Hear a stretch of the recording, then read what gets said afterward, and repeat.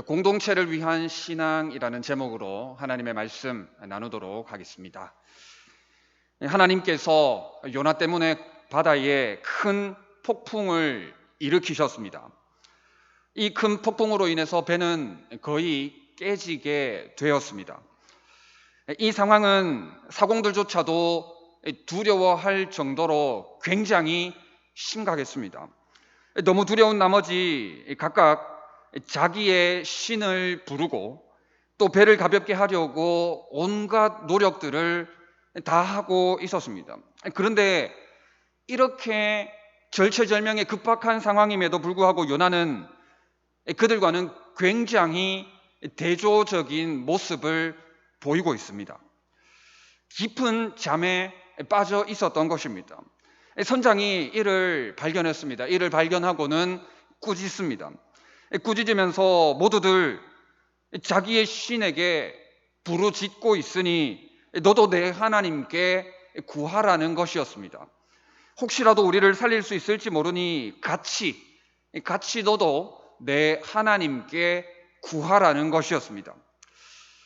오늘 본문의 내용이 이러한데 이 내용을 통해서 세 가지 교훈으로 말씀을 나누려고 합니다.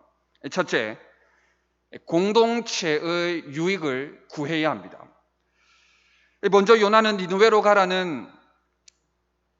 가서 복음을 전하라는 하나님의 부르심을 거절했습니다. 요나는 니느웨로 가고 싶지 않았습니다. 자기 백성을 무차별적으로 죽이고 학대하고 괴롭혔던 원수에게로 가고 싶지가 않았습니다. 그래서 하나님의 말씀에 불순종하고는 다시스로 가는 배를 탄 것입니다. 그런데 이 상황에 어마어마한 폭풍을 만나게 되었습니다. 감당할 수 없는 무시무시한 폭풍을 만나서 모두가 전부 다 죽게 된 상황이 되었던 것입니다. 누구를 막론하고 이 위기를 극복하기 위해서는 모두가 힘을 합해도 모자랄 판이었습니다. 여기서 요나와 벳사람들의 대조적인 모습을 볼 수가 있습니다. 하나님의 선지자라는 요나는 지금 자신이 죽을 위기에 처한 줄도 모르고 있습니다.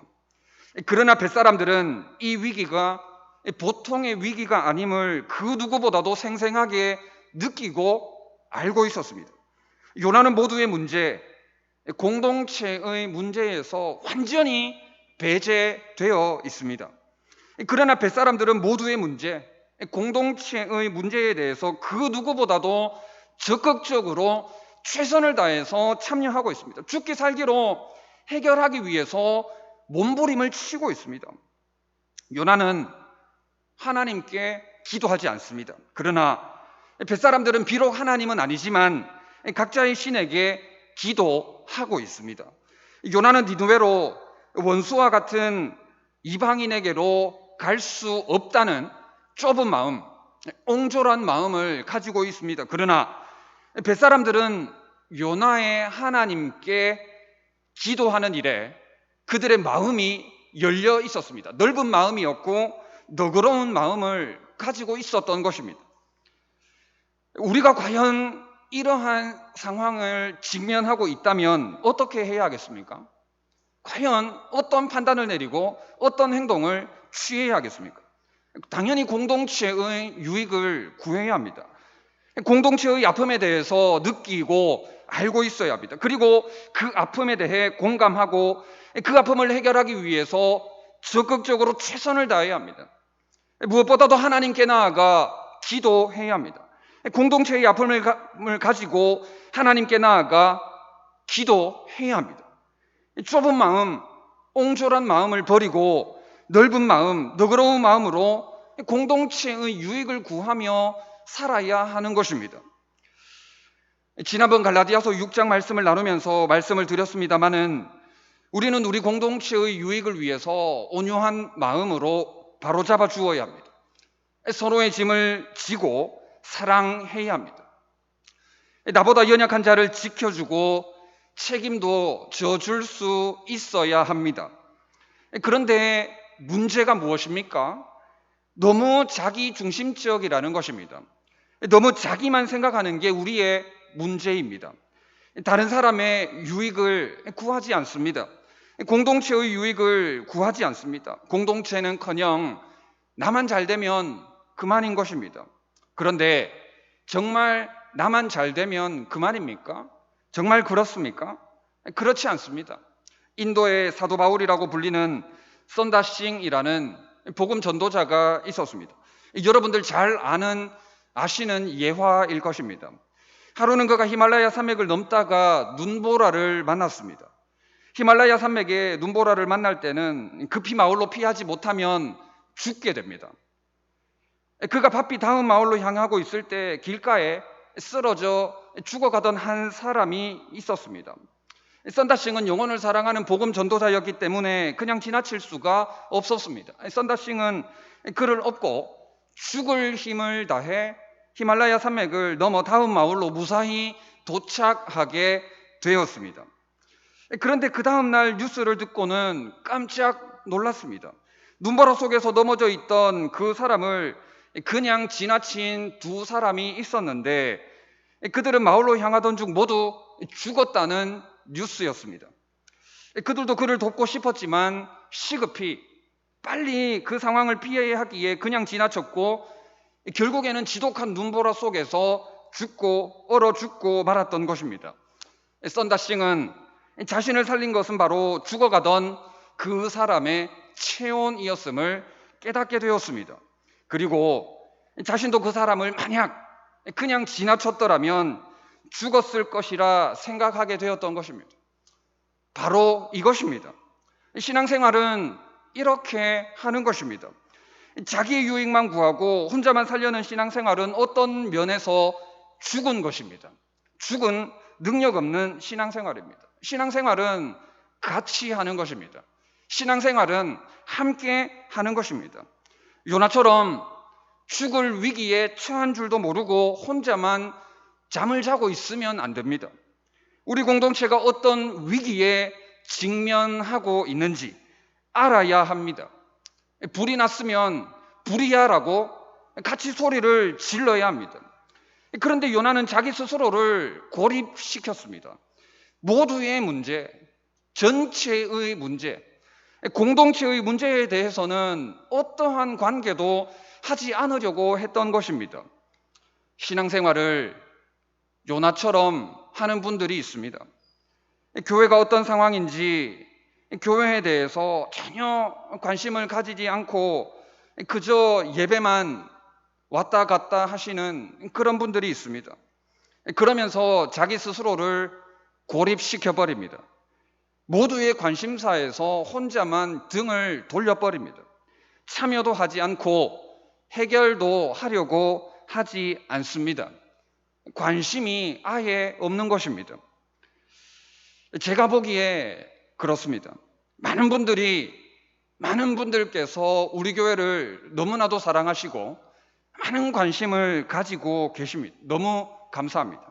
그런데 생각보다 재직회에는 참석하지 않는 것 같습니다.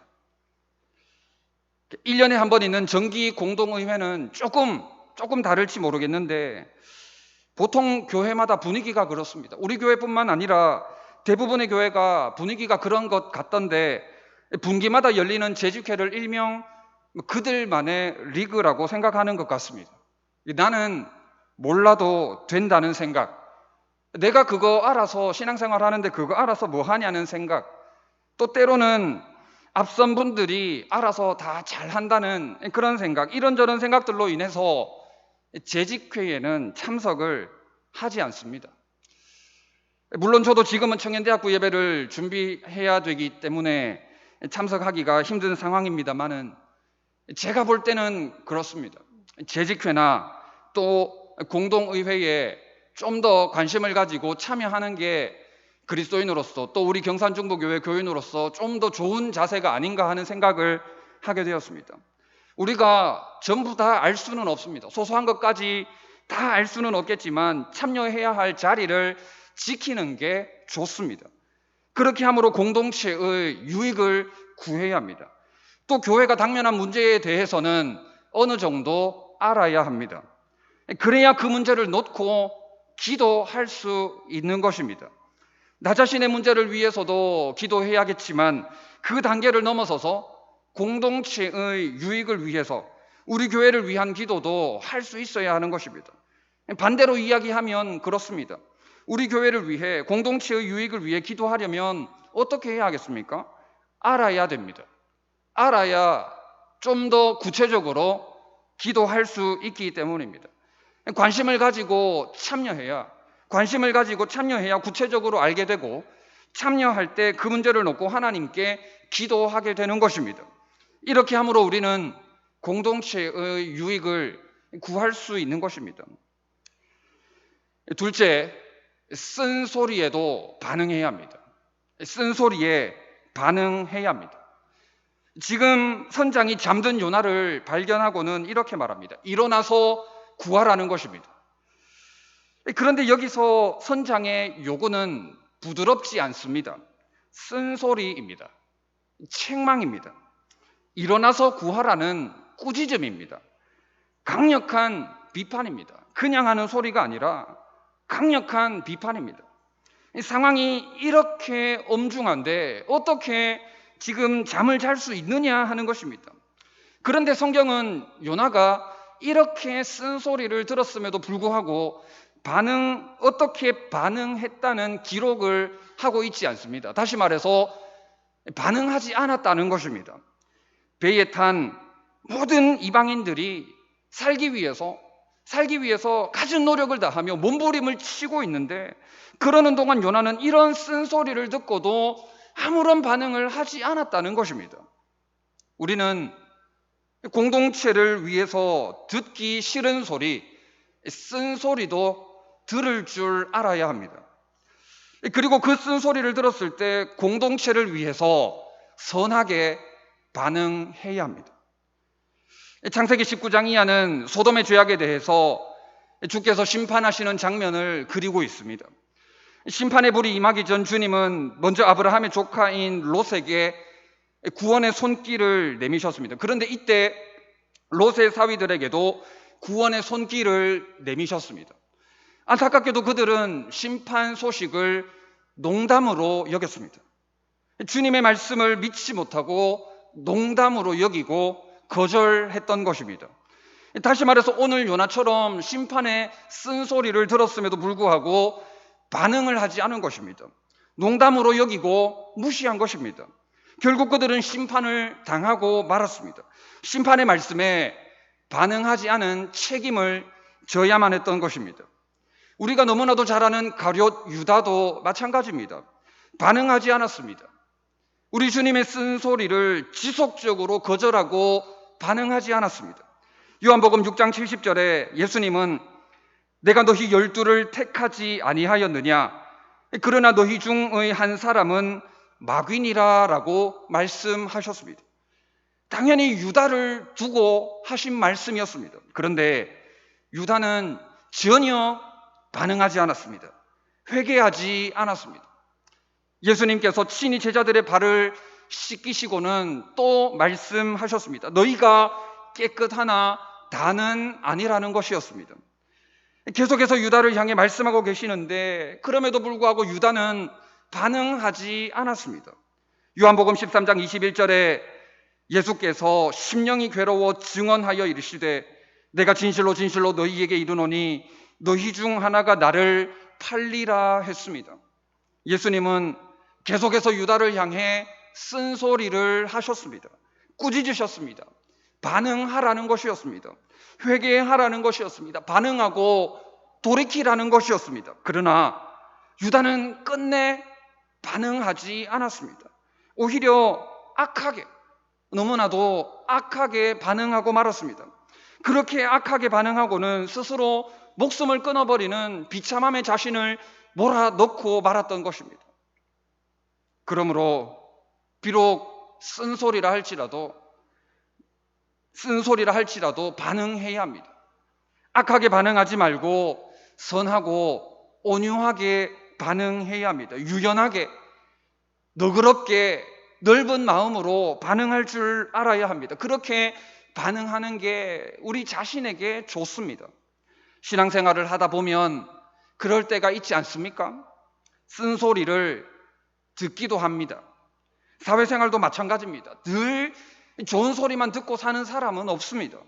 때로는 책망과 꾸지람과 강력한 비판의 소리를 들을 때가 있습니다. 그런데 때로는 억울할 때도 있습니다.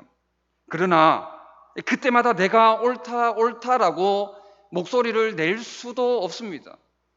그렇다고 해서 매번 무시하거나 또 매번 반항적인 태도로 일관하기도 어렵습니다.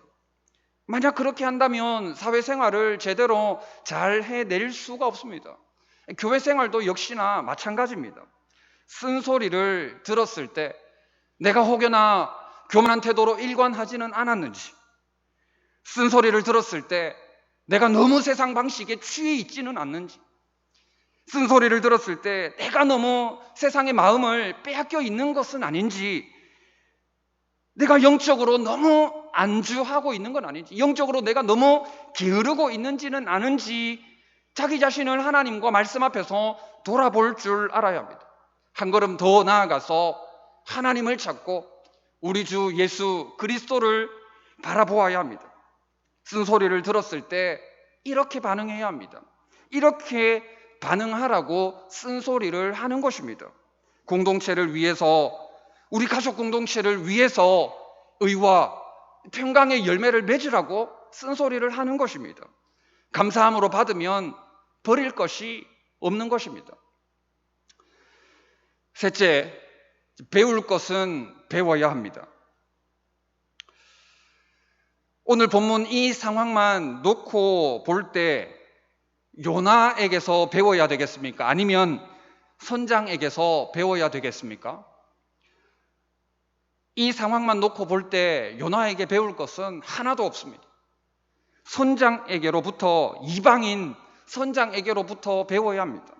하나님의 선지자 요나로부터 배울 것은 하나도 없습니다.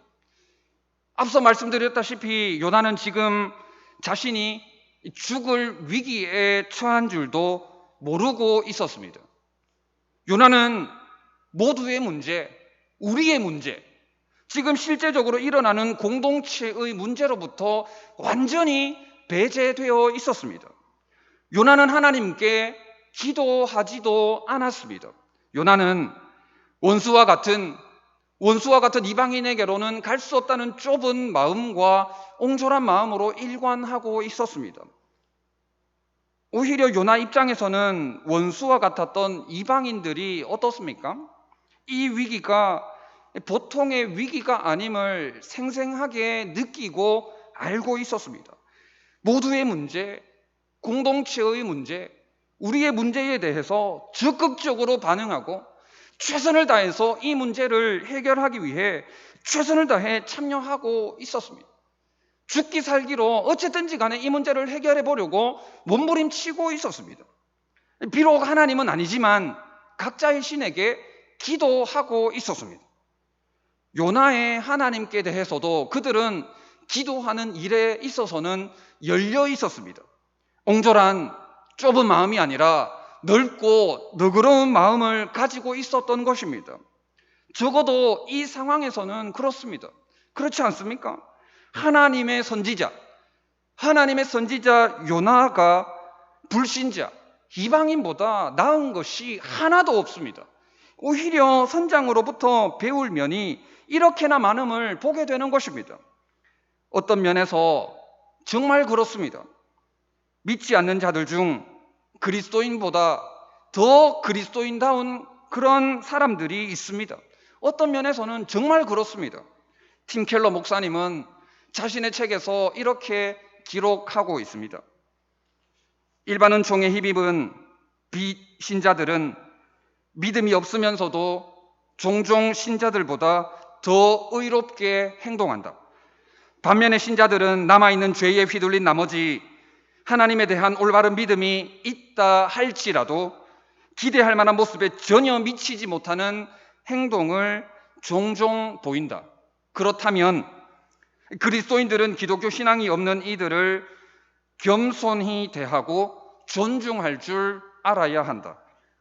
비신자들에게 배울 것이 많음을 알고 모든 사람의 수고에 감사해야 한다.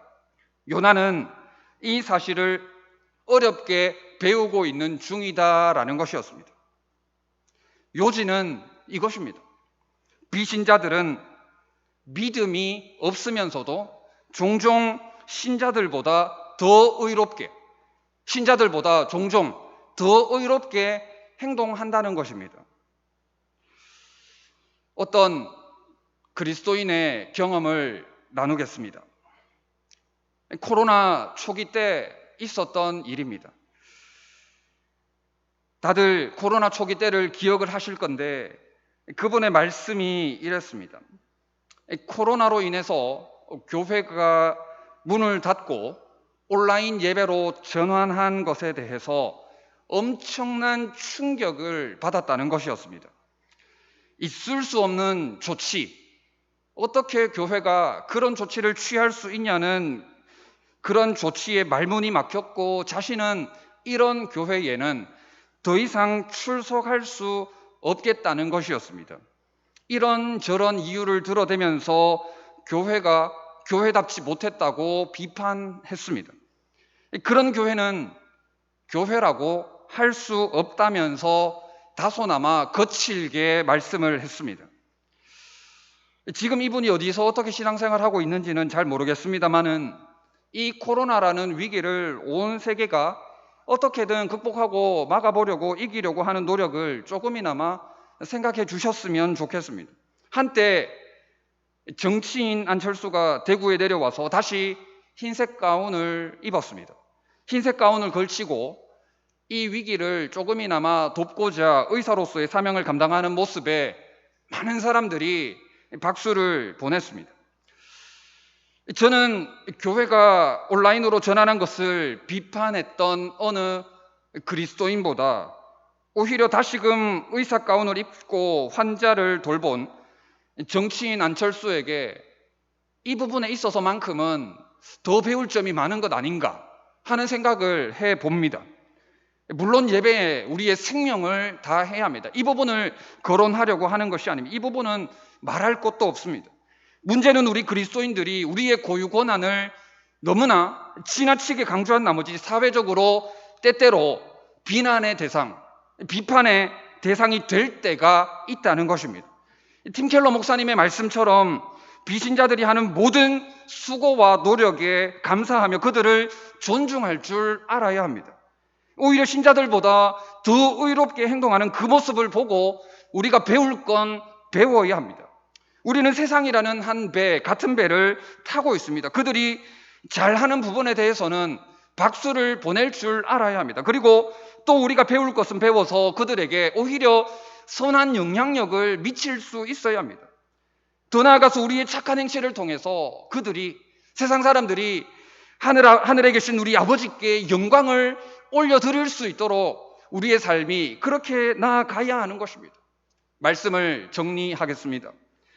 공동체를 위한 신앙이라는 제목으로 말씀을 나누었습니다. 우리를 위해, 아니 나 자신을 위해서라도 반드시 공동체의 유익을 구하시기를 부탁드립니다. 그래야 삽니다. 그래야 우리가 죽지 않습니다. 그리고 쓴소리에, 꾸짖음에 선하게 반응하시기 바랍니다. 그리고 비록 세상 사람들이라 할지라도 그들에게 배울 것은 배워서 우리 가족 공동체를 살리는, 온 세상을 복음으로 살리는, 더 나아가서 하나님께 영광 올려드리는 귀한 일에 쓰임받는 여러분들 다 되시기를 진심으로 바랍니다. 우리 찬양하고 기도하도록 하겠습니다.